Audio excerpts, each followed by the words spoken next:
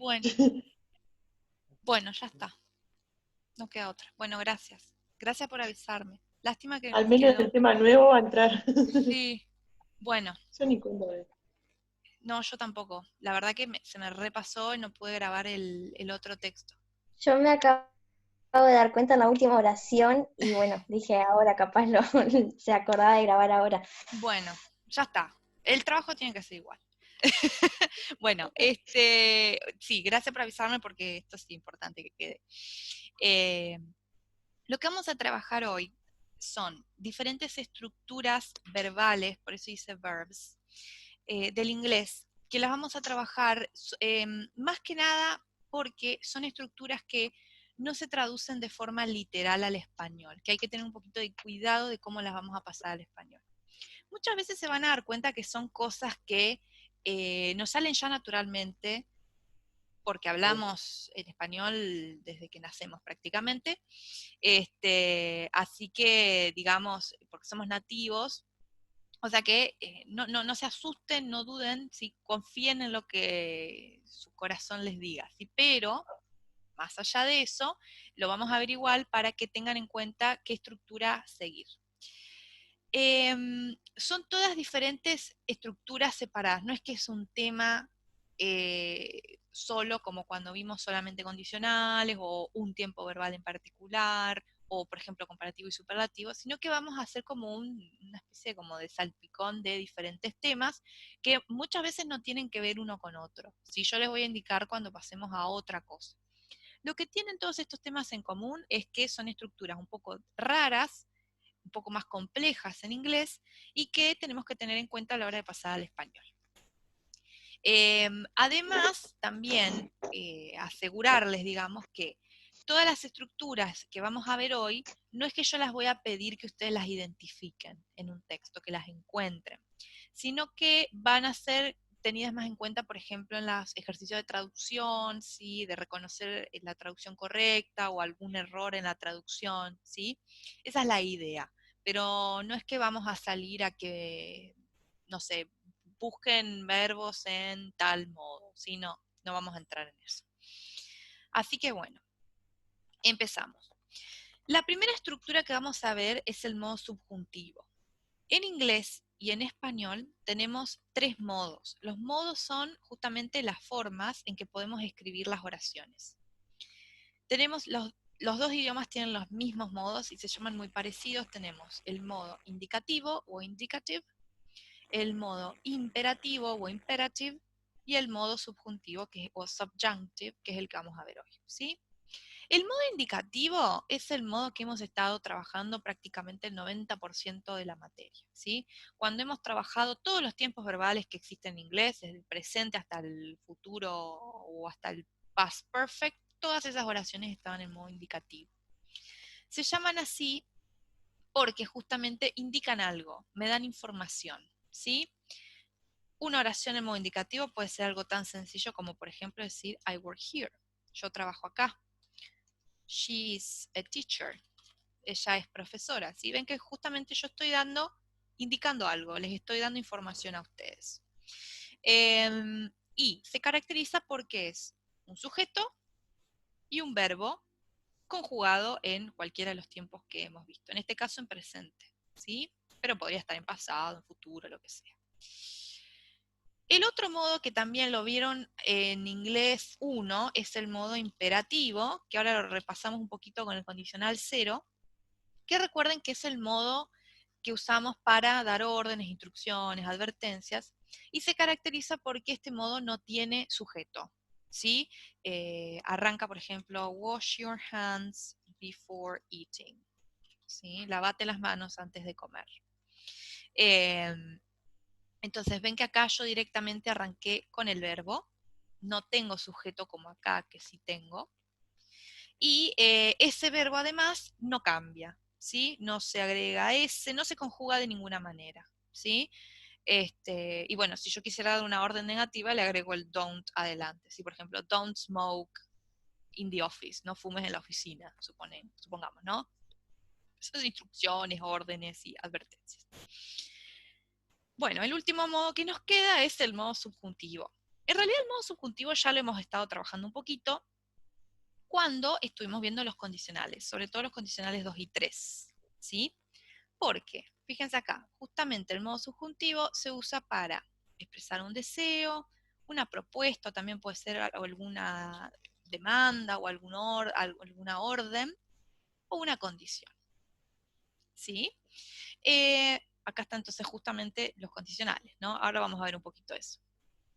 El modo subjuntivo le da como cierta sensación de que algo en realidad es irreal, ¿sí? Que no está ocurriendo, ¿sí? Por eso se usa en los condicionales 2 y 3. Recuerden que son los condicionales que hablaba de situaciones hipotéticas o irreales. Entonces el modo subjuntivo justamente nos indica que esto en realidad no está ocurriendo, ¿sí? Sino que es algo que hipotético o que se busca que ocurra, pero que todavía no está pasando. Podemos tener verbos en modo subjuntivo en presente y en pasado, ¿sí? En inglés. Digamos, la ventaja que tenemos en inglés de los verbos subjuntivos en presente es que en realidad el verbo no está conjugado, ¿sí? Es el verbo en infinitivo. Fíjense acá, ¿sí? Tenemos acá, este sería el verbo en subjuntivo. Es el verbo be, ¿sí? Que se usa así porque no se conjuga, ¿sí? Queda así, como está, en infinitivo. Ahora, lo mismo acá, that he come, ¿sí? ¿Se acuerdan que si esto fuese presente simple, ¿qué habría que agregarle al come? Porque acá tengo he. Una S. Una S, claro. Así estaría en presente simple, pero en modo indicativo, ¿sí? Como esto es subjuntivo, es el verbo así, ya está, solito, ¿sí? Pelado, diríamos. Bien, pero ¿qué pasa? Fíjense al pasado al español. Yo digo, él propone que su teoría ser aceptada, ¿ustedes cómo dirían? Es aceptada. Sea aceptada. Sí, aceptada está, porque todavía no está aceptada, ¿se entiende? Por eso es algo irreal. Entonces, ven que nosotros acá sí modificamos un poquitito. Esto es subjuntivo en español, de paso. Sí, lo que pasa es que en español es más difícil que en el inglés. Pero lo usamos mucho y no nos damos cuenta. Podría ser una propuesta o también podría ser una orden. Por ejemplo, acá yo podría decir en lugar de he proposes, he demands. ¿Sí? Ahí un poquito más fuerte, pero es lo mismo. Él demanda que su teoría sea aceptada. ¿Sí? Básicamente es eso. ¿Por qué usamos subjuntivo? Y porque la propuesta es algo, se hace una propuesta sobre algo que todavía no existe, ¿no? Cuando proponemos algo o demandamos algo es porque todavía no está pasando. Por eso usamos subjuntivo. Lo mismo acá, sugerencias también. Cuando sugerimos algo es porque no está ocurriendo. Ellos sugieren que él, ¿cómo pondrían ahí el come? Sea, ¿Cómo? eh, No sé si respondieron o no llegué a escuchar. ¿Era qué significaba con? No me Va acuerdo. a venir. Venir, ajá. Ellos- ¿Vaya a venir? No. No.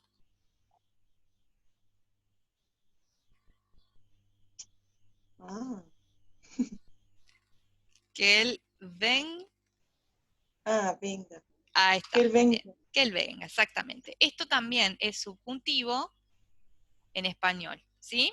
Porque, nuevamente, las sugerencias, las propuestas, las demandas son cosas que no están ocurriendo, ¿sí? Estamos sugiriendo que ocurran en el futuro. Por eso usamos subjuntivo. Bien, este es el presente. También podemos encontrar subjuntivo en pasado. También, la ventaja del inglés es que el pasado y el subjuntivo coincide con la forma del past simple, que es ed o segunda columna. ¿Sí? La única diferencia es que en el subjuntivo, ¿se acuerdan que el verbo to be en pasado simple tenía dos formas? Podía ser was o were, ¿no? Dependiendo de la persona. Por ejemplo, I was a student some years ago, ¿sí? Yo fui estudiante hace algunos años. Bueno, en el subjuntivo, esta es la única diferencia con el pasado simple. El was pasa a ser were para todos, ¿sí? Entonces, ¿vieron cuando yo les decía, if I were you, haría tal cosa? ¿Sí? Ven que acá, como estoy en subjuntivo, uso were y no was. Es la única diferencia, ¿sí? Pero después, cualquier otro verbo va a ser con ed o en segunda columna. Esto se usa más que nada en deseos un deseo que tengo de que algo pase o no, no sé, y condicionales, el segundo condicional justamente, en realidad el verbo está en subjuntivo, ¿sí? En la parte de la condición. I wish he visited us more often. Yo no voy a decir, yo deseo que él me visitó o me visitaba más seguido, sino deseo que él me visite. no, porque está así, nos visite o nos visitara, ¿sí? Nos visite más seguido, ¿sí? Ven que no lo traduje como el past simple, que era visitó o visitaba, sería, ¿sí? Acá también, yo no voy a decir si yo fui vos o si yo era vos, sino que si yo fuera o fuese, fuera vos, ¿sí? Es intercambiable, es lo mismo, si yo fuese vos, si yo fuera vos. Aceptaría la oferta de trabajo, ¿sí? También, los deseos son cosas que no están pasando, que yo desearía que pasaran, ¿sí? Yo desearía que nos visitara más seguido, pero no viene a visitarnos en realidad. Lo mismo en los condicionales, el segundo sobre todo. Bueno, ya hemos visto, recién repasamos la función, era irreal, ¿no? Situaciones hipotéticas. Si yo fuera vos, yo nunca voy a poder ser vos, ¿sí? Entonces, es una situación irreal, hipotética, ¿sí? Bueno, no se preocupen igualmente porque tenemos si yo fuera, fuese, un montón de... mientras no lo pongan, si yo fui vos, que ahí ya sería pasado simple, ¿sí? Esa sería la distinción a tener en cuenta, ¿sí? Bueno, y también encontramos una construcción en subjuntivo que es con el should. Ahora bien, nosotros, ustedes, porque no lo vieron conmigo, vieron los verbos modales con Mirta en inglés 1. Uno de ellos era el should, que se usaba para dar consejos, ¿sí? Por ejemplo, decir, you look tired, you should go to sleep. Te ves cansado, deberías irte a dormir. Ahora, esta oración está en modo indicativo, ¿sí? No en el subjuntivo. En el subjuntivo es un poco parecido a la forma anterior. De hecho, lo vamos a traducir de la misma forma que lo anterior. Fíjense acá abajo. El subjuntivo se expresa de esta manera, pero el auxiliar, que sería el should, no se traduce. Y el verbo principal, que es el que acá está en infinitivo, toma la forma en subjuntivo. O sea que la traducción va a ser la misma que la que hicimos recién, ¿sí? Fíjense acá. Voy a decir, si los estudiantes deberían desaprobar, la profesora explicaría los temas otra vez, o cómo dirían ustedes, si los estudiantes desaprobaran, ahí está, muy bien, subjuntivo, ¿no? De desaprobar. Si los estudiantes desaprobaran, la profesora explicaría los temas otra vez, ¿sí? Entonces ven que yo directamente ni traduje el should, y este verbo lo pasé de infinitivo a subjuntivo, ¿sí? Esa sería es lo mismo que vimos recién, ¿sí? Es exactamente lo mismo. De vuelta, no confundir con el debería, porque eso es indicativo. Y bueno, los modales eso fue inglés 1, o sea que acá ya no los vamos a tomar, ¿sí? Así que tengan eso en cuenta también. El modal sería este caso, si él deberías irte a dormir. Una traducción más literal. Este caso no es tan literal porque el should no se traduce y directamente pasamos al verbo acá en el subjuntivo, ¿sí? Inclusive queda un poco sin sentido, porque si los estudiantes ¿por qué deberían desaprobar el examen? No tiene mucho sentido. ¿Qué tipo de consejo es ese? Bueno, bien, hasta acá entonces el modo subjuntivo. ¿Quedó alguna duda o alguna pregunta? Porque ya ahora entramos en otro tema. No. ¿Vamos bien? No. Bueno, perfecto. Bueno, vamos a la voz pasiva impersonal. Nosotros cuando estuvimos, hemos trabajado muchísimo en la voz pasiva, la hemos visto con todos los tiempos, siempre que veíamos un tiempo veíamos la forma en voz pasiva, o sea que ustedes ya la conocen, pero en general hemos trabajado con ejemplos de la voz pasiva, bueno, no personal, pero con un sujeto, o sea, ¿se acuerdan que en la voz activa teníamos un sujeto que realiza una acción, que está en un verbo, sobre un objeto? Y en la voz pasiva también teníamos un sujeto más el verbo, que bueno, era el verbo to be, más un verbo en pasado participio, by más lo que llamamos el agente. El agente era quien realizaba la acción y el objeto pasaba a ser sujeto ahora. Entonces, por ejemplo, yo podría decir, this letter was written by Susan. No sé, una oración pava, pero si esta carta fue escrita por Susan, ¿sí? Por Susan es el agente. Bueno, en la voz pasiva impersonal se da que no tenemos agente. Por eso yo acá lo puse entre paréntesis. ¿Por qué no está el agente? Y porque es innecesario, es obvio, no es importante, no lo conozco, ¿sí? Entonces decido omitirlo. Por ejemplo, decir, my bike was stolen, ¿sí? Profe, ¿puede repetir? Porque a mí se me cortó. Sí, a mí Bueno. también, yo pensé que era yo nomás. Bueno, vuelvo. ¿Dónde me quedé? Lo que era El agente, innecesario. bueno, Lo que era, perdón, ¿qué? Innecesario estaba por decir usted. Bien, está. Entonces, en la voz pasiva impersonal, lo que no está es el agente, ¿sí? Esta partecita que acá está entre paréntesis. Porque es innecesario, es obvio, no es importante, ¿sí? No hace falta agregarlo. Por ejemplo, esta oración, ¿sí? My bike was stolen, ¿sí? Acá tendríamos entonces el sujeto, mi bicicleta, y acá está el verbo en voz pasiva. Pero no dice by. Bueno, porque es obvio que me la robó alguien, ¿sí? Primero que no lo conozco, si lo conociera lo iría a buscar, y segundo que es obvio que es alguien, no es una persona, no me va a robar la bicicleta un perro, ¿sí?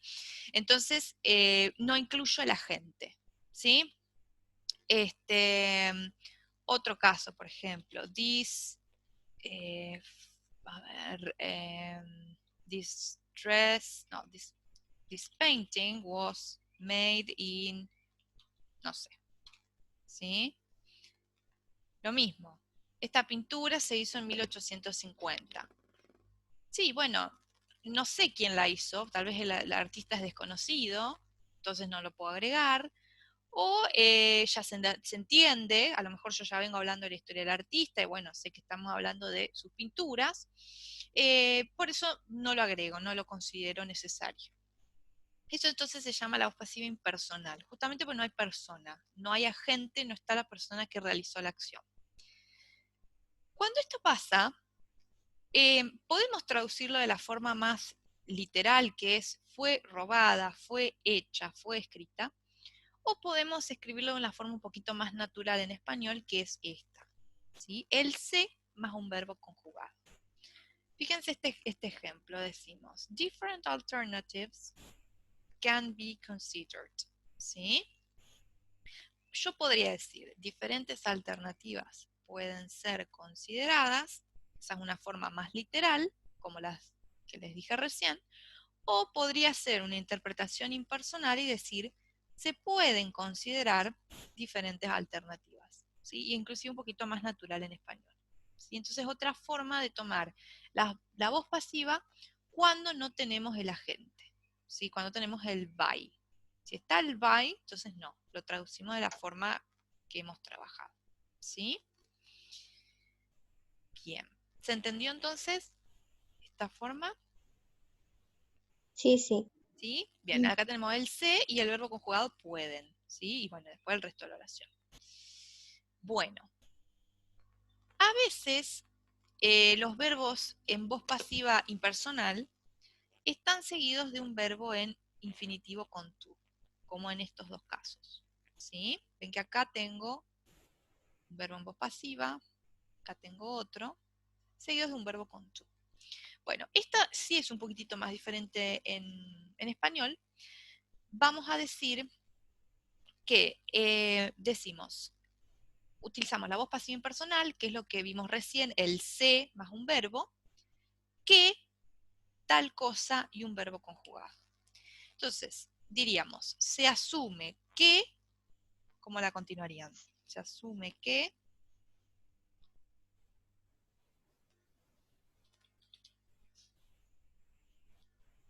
vamos a decir ser simbólico. Que son simbólicos. O bueno, si fueran muchos, o que es simbólico. ¿Sí? Se asume que es simbólico. Se cree que bring about es provocar, causar. ¿Cómo lo dirían? Se cree que Es provocado. no, porque no es voz pasiva ese. ¿Eh? Ah, Se cree que esto fue provocado. no, Provoca. provoca, está. Provoca o causa o genera, ahí está, reacciones peligrosas. ¿Sí? Sería esa la interpretación más lineal. Entonces, ven que yo acá usé la voz pasiva impersonal de este verbo en voz pasiva, que es lo que vimos recién, que verbo conjugado. ¿Sí? Si yo supiera qué es, por ejemplo, si acá dijera, this compound is, este compuesto is believed to bring about dangerous reactions, podría decir, se cree que este compuesto provoca, ¿sí? Agregaría, el sujeto lo pasaría hasta a después del qué, ¿sí? Por eso ahí está el sustantivo entre paréntesis. Y el qué, y luego el verbo conjugado, ¿sí? Lo mismo acá. Que, verbo conjugado. Y acá está el verbo en voz pasiva impersonal, ¿no? Con se y el verbo, ¿sí? ¿Cuándo se usa este tipo de estructura? Bueno, principalmente cuando, vamos a saltearnos esta, cuando el verbo que está en voz pasiva, o sea el que está bien acá adelante, son verbos de opinión. Como por ejemplo, decir, suponer, pensar, asumir, considerar, creer, si alguno de estos. ¿Por qué? Porque justamente estamos hablando de una voz pasiva impersonal, porque es algo que en general cree, piensa o considera, lo que sea, una sociedad, una comunidad científica, ¿sí? Acá, por ejemplo, la comunidad científica cree que este compuesto, supongamos que estamos hablando de eso, provoca reacciones peligrosas, ¿sí?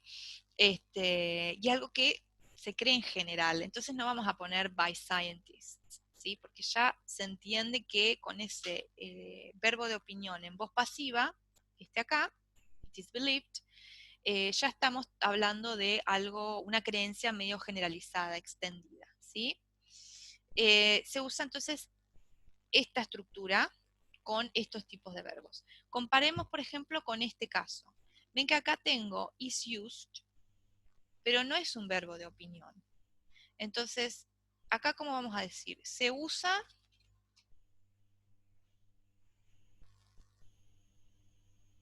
vamos a decir, ¿qué produce energía? Ahí está, para para producir. producir energía, ¿ven? No, acá no uso esta con qué, ¿sí? No digo, se usa que produce, ¿sí? Es otra la traducción. Entonces, esta estructurita se va a utilizar cuando el verbo en voz pasiva impersonal, ¿sí? Sea alguno de los de opinión. ¿Cuáles son los de opinión? Bueno, los que están acá enumerados, ¿sí? Alguno de estos. ¿Bien? Bueno, perfecto. Hasta acá entonces la voz pasiva impersonal. ¿Hay alguna pregunta? No, a ¿No? mí no. Bueno, vamos a hacer lo siguiente porque quedan 5 minutos. Ya arrancamos con otro tema, volvemos a cortar y reiniciamos ya con los temas que nos quedan, ¿sí? Dale.